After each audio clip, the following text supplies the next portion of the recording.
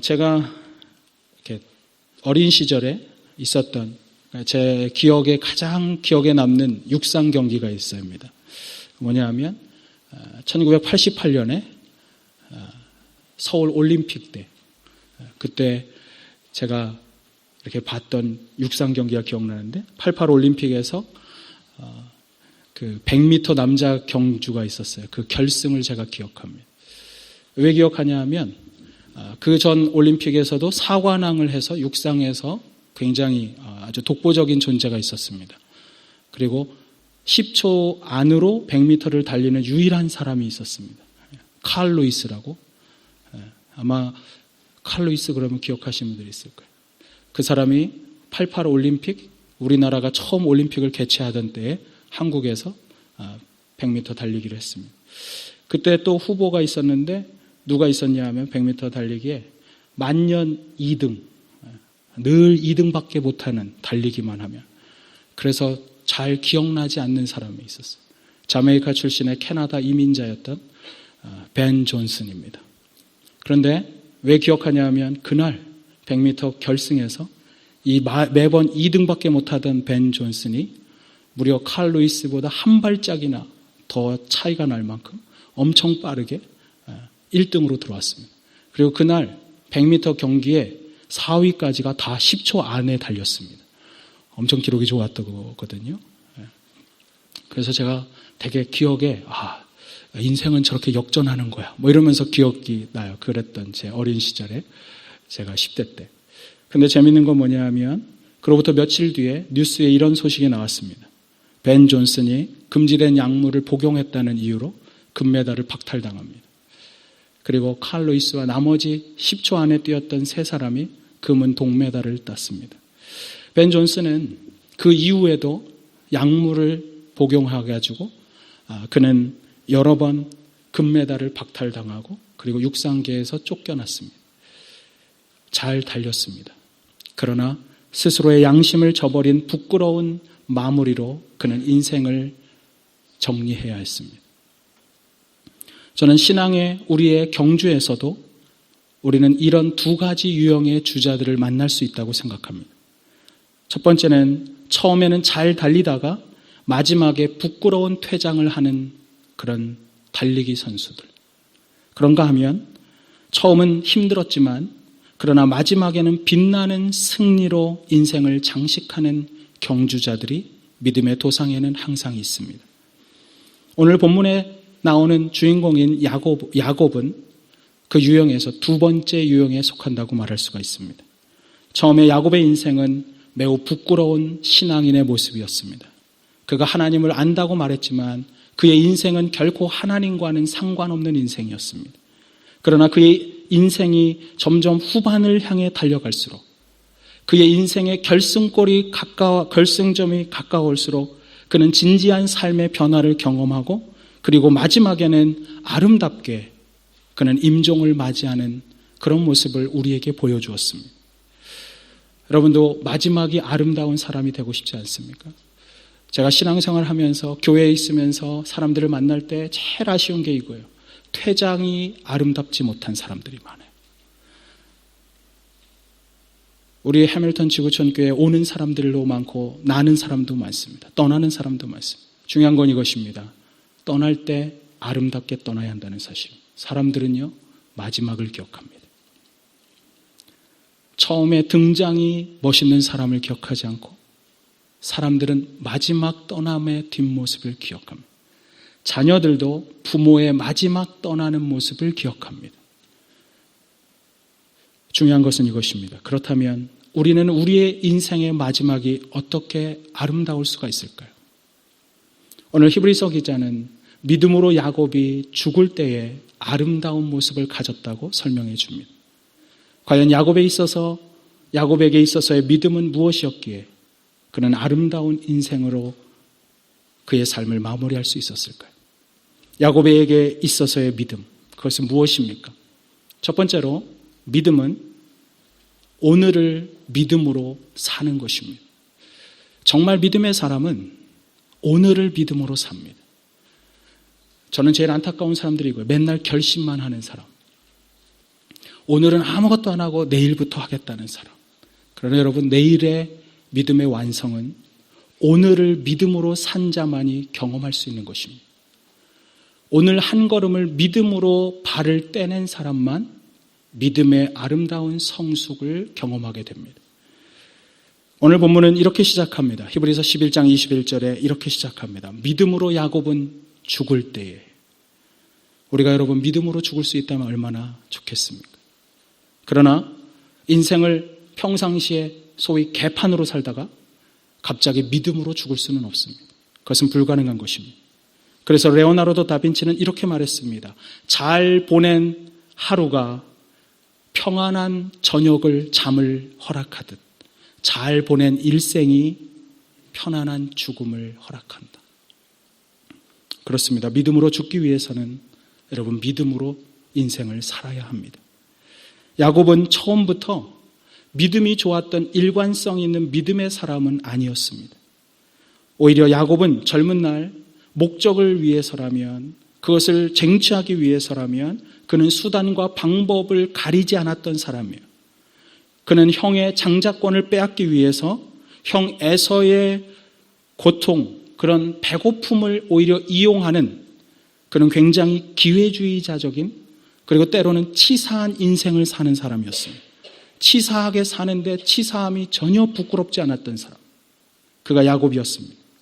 아버지의 축복을 형이 받을 것을 대신 형처럼 위장하고 들어가서 아버지를 속이고, 그리고 형처럼 그 축복을 대신 받았던, 그는 부정직한 사람이었습니다. 그는 도덕적인 사람이 아니었습니다. 그는 야심에 차 있었고, 그는 이기적이었고, 그는 다른 사람을 생각할 줄 모르는 그런 젊은 시절을 보내야 했습니다.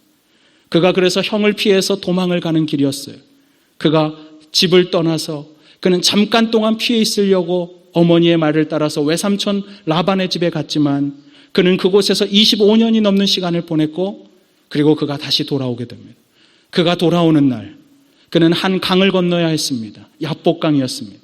그 야복강 그 나루터에서 그는 그날 밤 하나님을 만납니다. 지금까지 그가 하나님을 알고 있었다고 생각했고 진정 하나님을 신뢰하고 있었다고 생각했을지 모르지만 그의 삶은 전혀 하나님과 상관없는 인생을 살다가 그는 더 이상 너는 그렇게 살 수 없다고 말씀하시는 하나님을 만나게 됩니다. 그날 그는 하나님에게 얻어맞았습니다. 되게 맞았습니다. 가장 큰 인간에게 제일 큰 뼈인 장단지에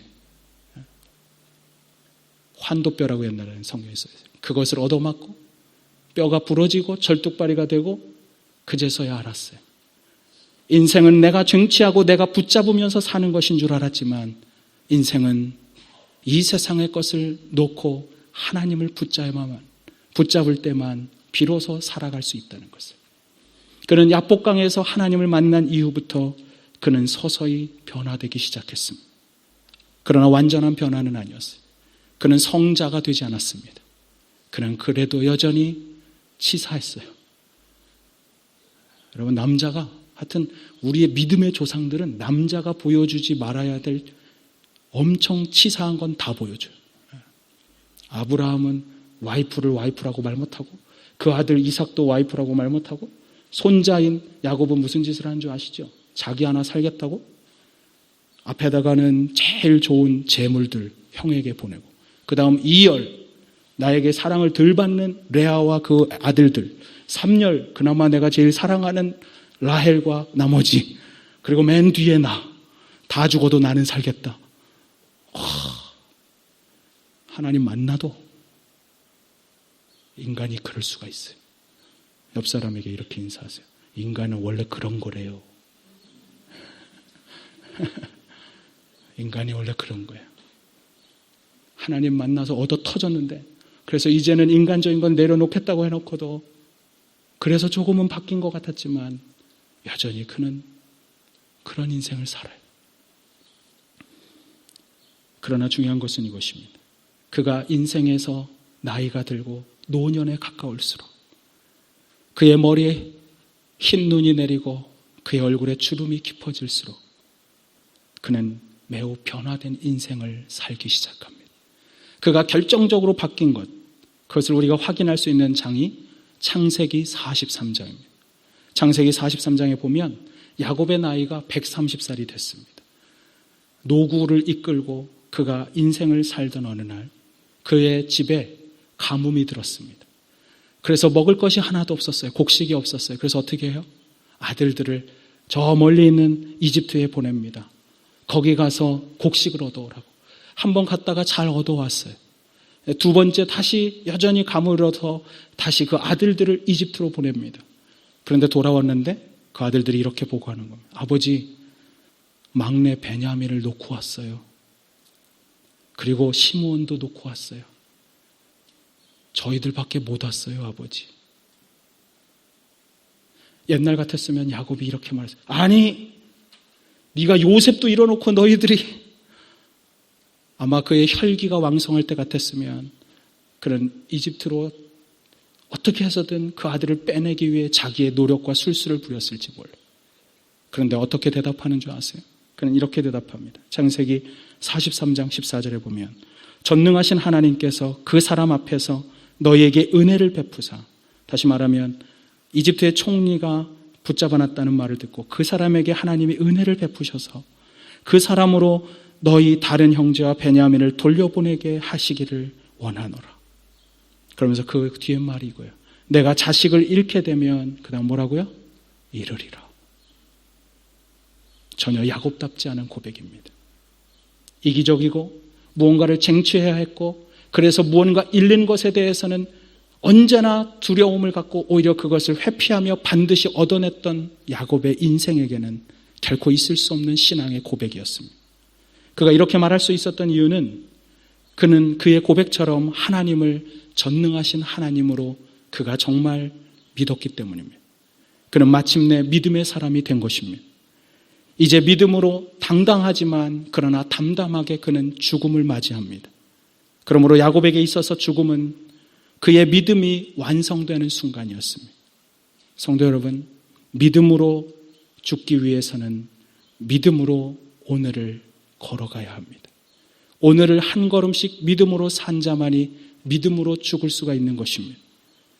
기독교 역사 가운데 많은 순환의 역사가 있었어요. 고통받고 그리고 쫓겨야 했던 그때 한 그리스도인이 이런 시를 남겼습니다. 한 걸음이 당신을 그리 멀리 데려다 주지 않지만 그래도 당신은 계속 걸어가야 합니다. 한마디 말이 당신 자신을 잘 설명해 주지는 않을지라도 당신은 계속 말해야 합니다. 1인치가 당신이 크게 자라게 하는 것은 아니어도 당신은 오늘도 계속 자라나야 합니다. 하나의 행동이 결코 당신의 모든 것을 변화시키지 않을지라도 당신은 계속 믿음으로 행동해야 합니다. 그가 고난받으면서도 그가 믿음으로 살기를 원했고 그래서 믿음으로 오늘을 함께 걸어가자고 다른 이들에게 그렇게 호소하는 것입니다. 여러분의 믿음은 오늘 어디에 있을까요? 믿음은 제자리에 머물러 있지 않아요. 믿음은 앞으로 전진하든지 아니면 퇴보하는 것입니다. 끊임없이 자라든지 아니면 퇴보할 것입니다. 저는 여러분들의 믿음이 많은 걸음은 아닐지라도 오늘 한 걸음을 믿음으로 걸어내는 그런 인생이 되었으면 좋겠습니다. 우리의 그 용기 있는 믿음의 행동 하나가 우리에게 멈추지 않고 인생을 하나님 앞에 드리는 아름다운 삶을 만들어내기 때문입니다. 야곱에게 있어서의 믿음 무엇이었을까요? 둘째로 믿음은 주님의 뜻을 수용하는 것입니다. 한번 따라해 볼까요? 믿음은 주님의 뜻을 수용하는 것이다. 믿음은 하나님의 뜻을 받아들이는 것입니다. 어디서 많이 들어본 것 같지 않아요? 설교를 열심히 받았은 분은 알 텐데요. 지난주 설교 대지에 이게 있었습니다.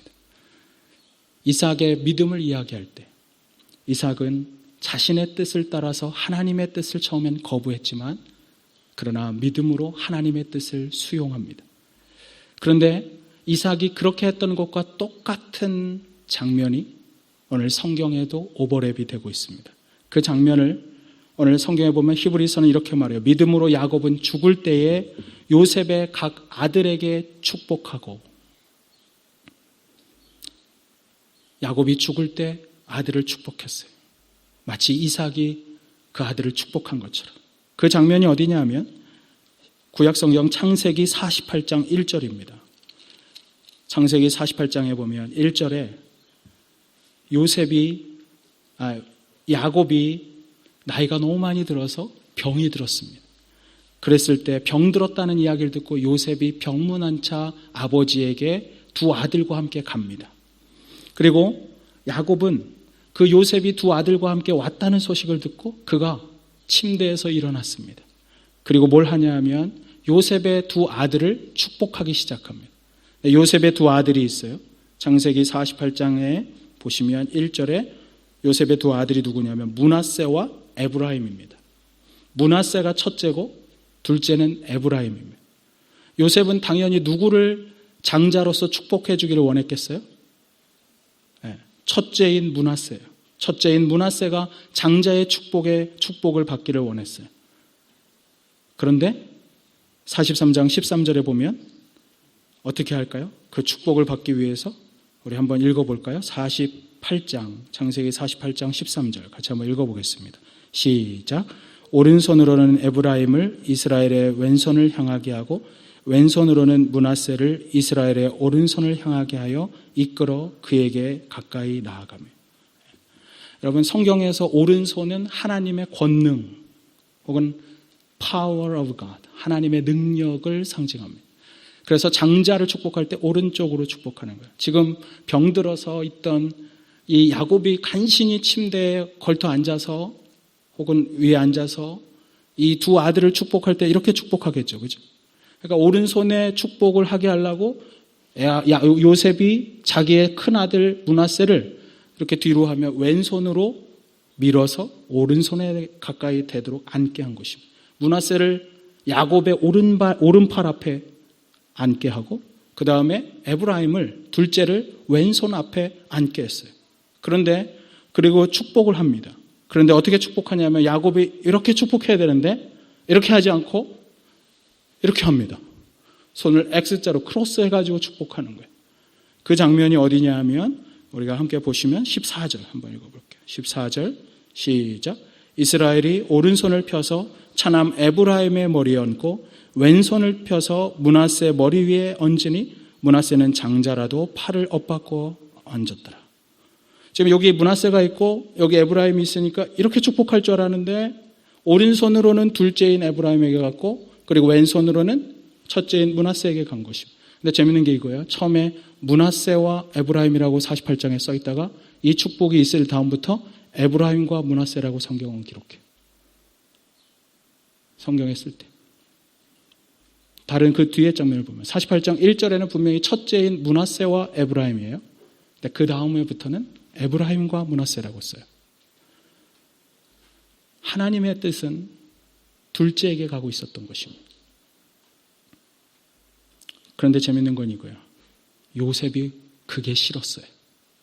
그래서 어떻게 하냐 하면 지금 이렇게 축복을 하고 있었는데 17절을 한번 보세요. 17절 시작. 요셉이 그 아버지가 오른손을 에브라임의 머리에 얹은 것을 보고 기뻐하지 아니하여 아버지의 손을 들어 에브라임의 머리에서 므낫세의 머리로 옮기고자 하여.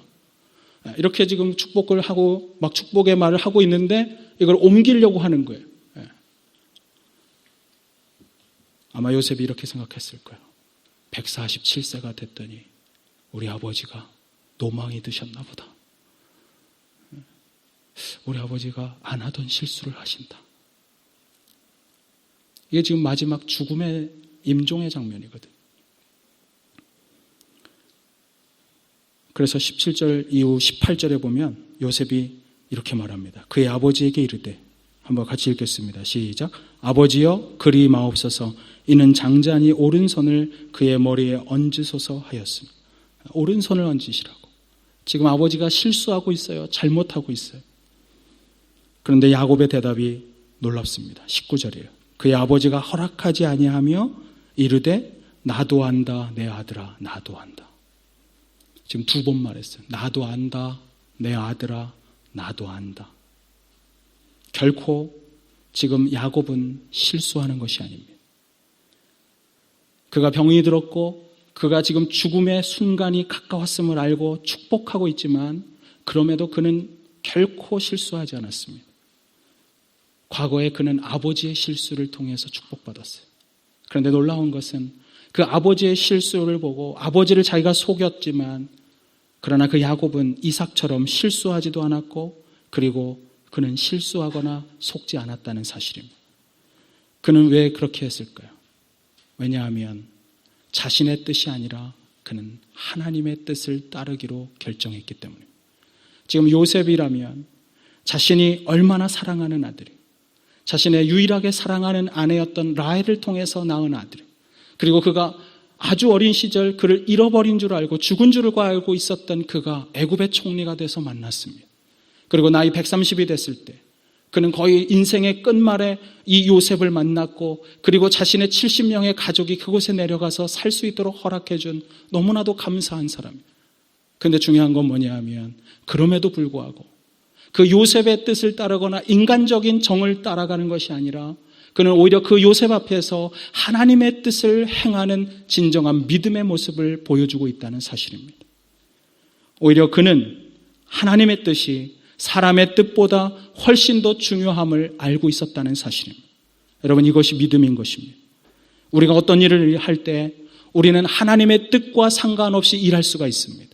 여러분이 하나님의 뜻과 상관없이 여러분의 의지와 여러분의 열정으로 여러분의 노력으로 무언가를 성취할 수도 있습니다. 여러분의 인생에 여러분의 이름을 남길 수도 있고 여러분의 인생 가운데 명예를 남길 수도 있습니다. 그러나 중요한 것은 이것입니다. 여러분이 마지막 심판대 앞에서 하나님을 뵙는 그날 그 모든 하나님과 상관없는 성취는 아무것도 아니라는 사실입니다. 하나님과 상관없이 여러분들이 인생을 걸으면서 얻었던 그 모든 것은 그날 산산조각 나는 것을 볼 것입니다. 오직 하나님 앞에서 하나님의 뜻을 따라 믿음으로 살아낸 인생만이 마지막 하나님의 심판대 앞에 남게 될 영원한 유산이라는 사실입니다. 중요한 것은 이것이요. 야곱의 인생은 언제나 불완전했습니다. 그는 불완전한 인격을 갖고 있었습니다. 비인격적인 사람. 그의 인생의 방법은 때로는 하나님과 상관없었지만 그러나 그가 마지막 하나님을 경험하면서 그가 끝까지 한 가지 붙잡고 있었던 것은 하나님의 뜻의 소중함을 알고 있었다는 것입니다. 그리고 그는 말년에 임종의 그 순간 하나님의 뜻을 성취하기를 바라고 그대로 믿음의 행동을 옮겼습니다. 여기 많은 부모님들이 계십니다.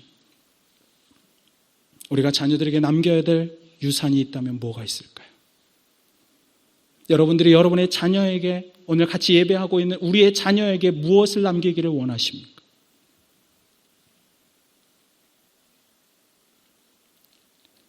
어떤 것을 남기기를 원하세요? 저는 여러분들이 오늘 야곱처럼 그 임종의 순간 자녀를 축복하되 축복의 내용을 떠나서 오늘 요셉은 그것을 기억하는 거예요.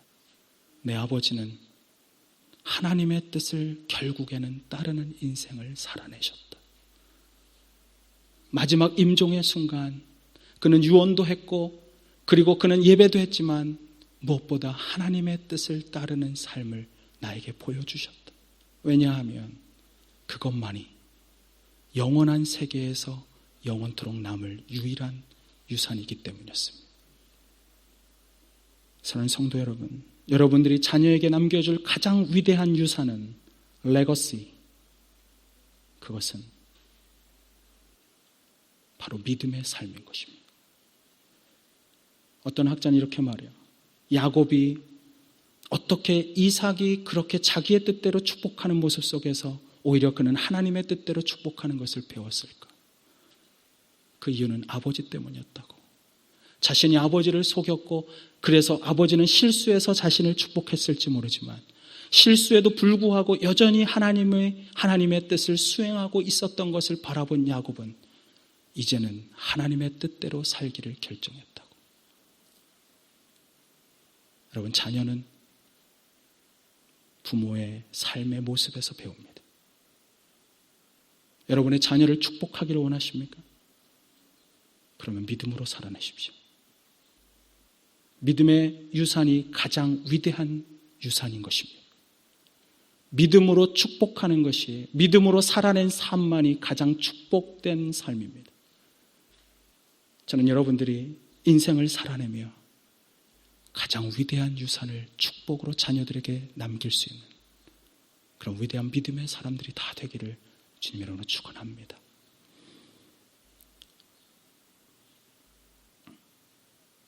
야곱에게 있어서 믿음은 어떤 것이었을까? 세 번째로 그 믿음은 하나님을 예배하는 것입니다. 오늘 본문인 히브리서 11장 21절은 이렇게 기록합니다. 믿음으로 야곱은 죽을 때에 요셉의 각 아들에게 축복하고 그 지팡이 머리에 의지하여 경배하였으며, 믿음으로 야곱이 요셉의 아들을 축복했습니다. 그리고 그는 믿음으로 지팡이에 의지하여 하나님을 예배했습니다. 이 장면도 창세기 48장과 가까운 47장에 있습니다. 왜냐하면 47장 27절 이후가 야곱이 죽어가는 장면입니다. 우리가 창세기 47장에 보시면 27절에 그들이 처음으로 애굽에 왔다고 이야기하고 28절에 보면 야곱이 애굽 땅에서 산 지가 17년이 됐다고 말해요. 그러니까 130살에 나이가 많이 들어서 요셉이 살아있다는 말을 듣고 야곱이 너무 기뻐서 가족들과 함께 수레에 짐을 싣고 그리고 내려옵니다. 근데 아세요? 그 내려가야 말까를 야곱이 부엘세바에서 기도했었어요. 하나님께 예배하고 그 뜻을 물어봤어요. 그리고 그는 내려와서 그는 그곳에서 17년을 살았습니다. 그리고 이제 147세가 돼서 그가 죽을 때가 다가오자 오늘 성경에 창세기 47장 29절에 이렇게 기록합니다. 이스라엘이 죽을 날이 가까우매 그의 아들 요셉을 불러 그에게 이르되, 마지막 유언을 하는 장면입니다. 그리고 그 장면에서 맹세하라고 하면서 그가 한 말은 이것입니다. 30절이에요. 우리 같이 한번 읽어볼까요? 창세기 47장 30절 시작. 내가 조상들과 함께 눕거든 너는 나를 애굽에서 메어다가 조상의 묘지에 장사하라. 요셉이 이르되 내가 아버지의 말씀대로 행하리이다. 마지막 유언이 뭐냐 하면 내가 조상들과 함께 눕거든, 다시 말하면 내가 죽거든 너는 나를 애굽에서 메어다가, 그러니까 죽은 시체 채로가 아니에요. 여러분, 이스라엘 사람들은, 고대 이스라엘 사람들은 죽게 되면 그 무덤에서 이렇게 무덤에 매장하는 것이 아니라 돌로 쌓아놓습니다. 그래서 죽게 되면 다 썩을 때까지 기다립니다. 그래서 유골이 남으면 살이 다 썩고 내장이 다 썩고, 그래서 유골만 남았을 때 유골함을 가지고 그것을 담는 것입니다. 그리고 그 담은 유골을 어떻게 하래요? 조상의 묘지에 장사하라. 조상의 묘지가 어딜까요? 야곱의 조상이 누구예요? 아버지 이삭 그리고 아브라함. 어디에 장사되어 있어요? 그 둘이? 막벨라 굴에 장사되어 있어요. 막벨라 굴에 그는 가나안 땅에 자신의 뼈가 조상들과 함께 열조에게로, 조상들에게로 돌아가기를 원했던 것입니다. 그가 17년 동안 이집트에 있었어요. 그가 인생의 말년에 어쩔 수 없이 이민을 간 것입니다. 그런데 다시 고국이 그리워서 내 뼈를 고국에다 묻어다오 이러는 게 아니에요. 지금 향수에 젖어서 하는 말이 아니에요. 이 말은 그가 가나안 땅 막벨라굴에 나를 장사해달라고 하는 그 이유는 뭐냐 하면 야곱이 하나님의 말씀을 믿었기 때문입니다. 약속의 말씀이 그대로 이루어질 것을 그는 믿었습니다. 우리가 그것을 알 수 있는 부분이 조금 더 내려가면 창세기 48장 3절과 4절입니다. 그가 그곳에서 맹세를 이야기하던 중에, 그리고 그 다음에 그가 병들었을 때 요셉이 왔을 때 두 아들을 축복할 때 이런 말을 합니다. 축복하기 전에 3절이에요. 3절 같이 읽겠습니다. 시작.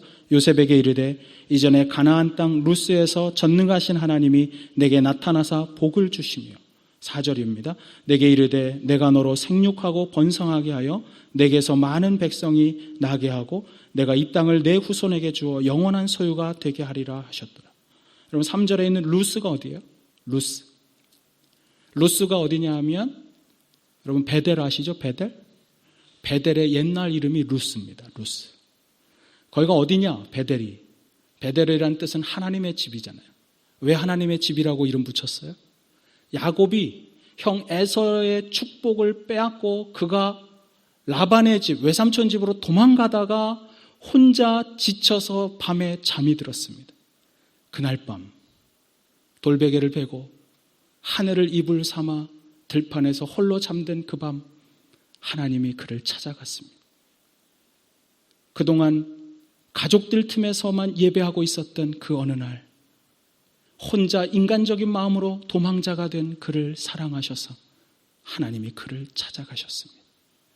그리고 그날 밤 꿈속에서 하늘로부터 사닥다리가 내려와서 천사가 오르내리면서 하나님이 그에게 말씀하신 것입니다. 그 말씀하신 내용을 야곱이 기억하고 지금 임종의 순간 창세기 48장 4절에 말하는 거예요. 뭐라고 말했대요? 스크린에 보세요. 내게 이르시되 내가 너로 생육하고 번성하게 하여 내게서 많은 백성이 나게 할 것이라고. 그 다음 말이 중요해요. 내가 이 땅을 내 후손에게 주어 영원한 소유가 되게 하리라. 그는 방랑자의 삶을 시작하고 있었지만 그래서 그날 처음으로 그동안 수많은 예배를 드렸어요. 그동안 가족들과 함께 수많은 양을 잡았어요. 그리고 자신은 하나님을 믿는 집안의 출신이라고 생각했고 하나님을 의지한다고 생각했지만 그는 인간적인 방법으로 베델까지 쫓겨나왔습니다. 그러나 그날 밤 가족들 틈에서가 아니라 매우 인격적으로 그리고 그 하나님은 사랑을 가지고 야곱을 만나 주셨습니다.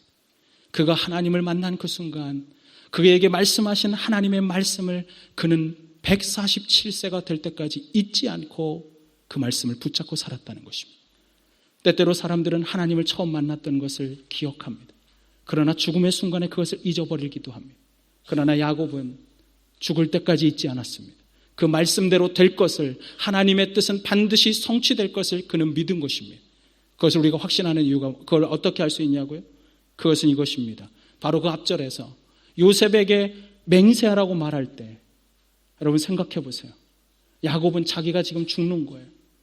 죽어가면서도 이것을 믿고 있는 거예요. 근데 이제 70명밖에 안 되는 가족이 다 애굽에 있는데, 그렇지만 하나님이 말씀하셨기 때문에 어느 날 저 멀리 있는 가나안 막벨라 굴에 나는 장사될 거야.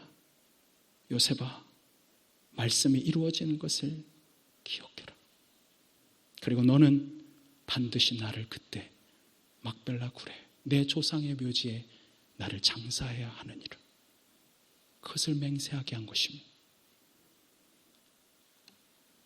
그는 사기치는 인생, 거짓말하는 인생, 도적질하고 남의 것을 빼앗고 질투하고 이기심으로 가득 찬 젊은 시절을 보냈지만 그럼에도 불구하고 그는 노년에 이르러서 끝까지 붙잡고 있었던 게 있었어요. 하나님의 뜻이었어요. 하나님의 말씀이었어요.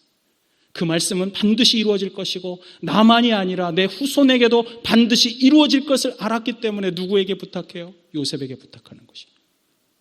자신의 아들에게 가르치는 것입니다.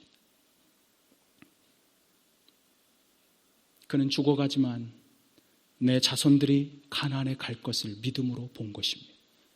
믿음은 바라는 것들의 실상이요 보지 못하는 것들의 증거라는 히브리서 말씀처럼 그는 마지막 임종의 순간에 그 하나님의 말씀이 이루어질 것을, 성취될 것을 우리에게 보여주고 있는 것입니다. 그래서 그는 마지막 그 맹세를 듣고 죽을 때 이렇게 해요. 창세기 47장 31절입니다. 우리 같이 한번 31절 말씀 읽겠습니다. 시작. 야곱이 또 이르되 내게 맹세하라 하며 그가 맹세하니 이스라엘이 침상 머리에서 하나님께 경배하니라. 하나님의 약속의 말씀을 붙잡았고 그대로 될 것을 이야기해 주었고 그대로 하겠다고 요셉이 대답하자 맹세하라고. 왜냐하면 반드시 이루어질 거니까 너는 맹세해. 너도 그렇게 하겠다고 약속해. 그래서 맹세한 거예요. 그랬더니 야곱이 너무너무 기뻤어요.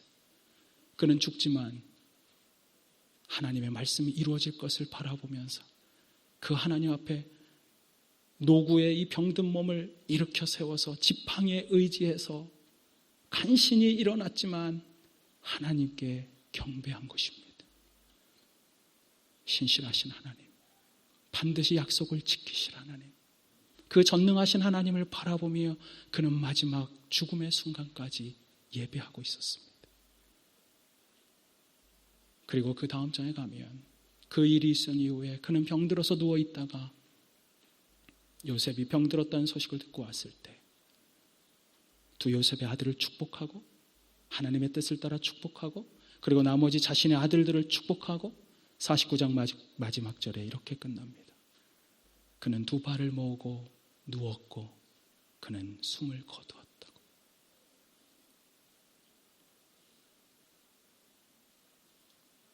중요한 것은 이것입니다. 그가 마지막에만 예배한 게 아니에요. 인생의 마지막 순간에만 예배한 게 아니에요. 저는요, 수많은 믿음의 사람들을 만나봤지만, 교회 다니는 분들을 만나봤지만, 이런 분들이 있어요. 죽을 때 잘 믿으면 된다고. 그러면 천국 간다고. 제가 근데 봤거든요. 아까 소위 개판 치는 인생, 믿음 없는 인생 살다가 마지막에 예수님 앞에 그리고 주님 앞에 온전히 돌아오라고 저는 임종의 현장에서 자녀들이 이렇게 하는 걸 봤어요. 아버지 제발 좀 믿으세요. 제발 믿으셔야 돼요. 와, 근데 숨이 꼴까닥거리는데 아무 말도 안 해요.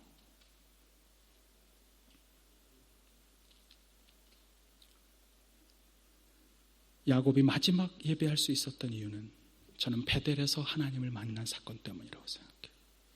베델에서 하나님이 만나주셨기 때문에 그는 자신이 베고 있던 돌베개를 제단 삼아 아무것도 없어서 그저 기름 붓고 예배합니다.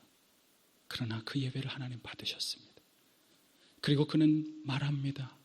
하나님, 제가 이제 도망자가 되었지만 저를 다시 돌아오게 하면 제가 가진 것의 10분의 1을 주님께 드리겠습니다.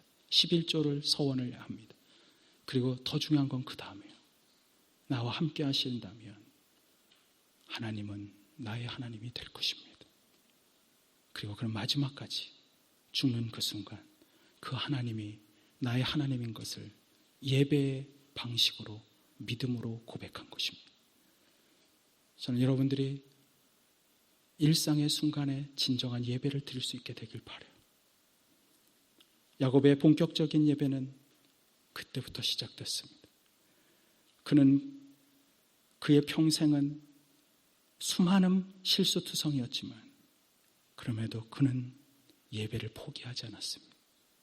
그리고 마지막까지 주님을 예배합니다. 그리스도인의 가장 영화로운 마지막은 주님을 예배하다 죽는 것입니다. 저는 여러분이 그런 소원 가졌으면 좋겠어요. 내가 죽을 때 하나님을 예배하고 죽고 싶습니다. 그리고 자녀를 축복하고 죽고 싶습니다.